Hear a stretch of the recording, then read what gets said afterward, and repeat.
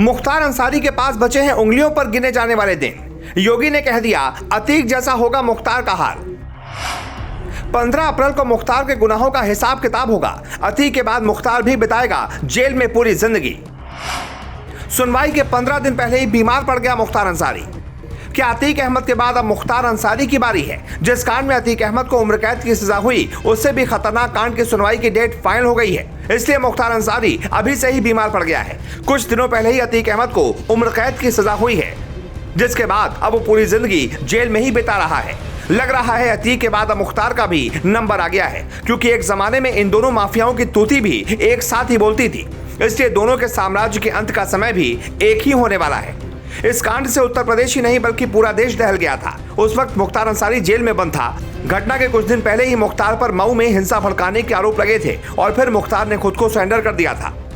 इसके बाद मुख्तार को जेल भेजा गया था। कहते हैं यह पूरा मुख्तार अंसारी की प्लानिंग का एक हिस्सा था। जेल में बैठकर मुख्तार अंसारी ने कृष्णानंद राय को मारने की स्क्रिप्ट लिखी थी। अंसारी के कहने पर ही उसके शार्प शूटर मुन्ना बजरंगी और अतीक और रहमान ने कृष्णानंद राय को निपटाया था। इसी मामले में अब 15 अप्रैल को कोर्ट अपना फैसला सुनाएगा। कहानी शुरू होती है यूपी के 2002 विधानसभा चुनाव से।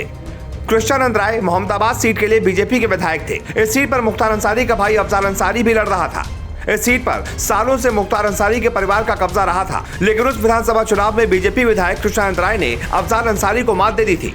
भाई की हार मुख्तार अंसारी को बर्दाश्त नहीं हुई। जनता ने जो फैसला दिया वो यूपी के इस माफिया को पसंद नहीं आया।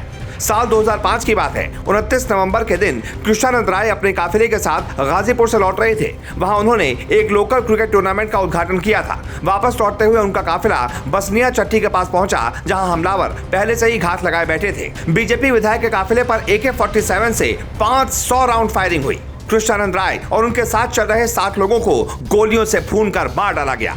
कृष्णानंद राय कांड भी बिल्कुल राजूपाल कांड की तरह ही चुनावी रंजिश और गुंडागर्दी का नतीजा है। बस फर्क इतना है कि राजूपाल को अतीक अहमद ने मरवाया, जबकि कृष्णानंद राय को मारने का आरोप मुख्तार अंसारी पर है।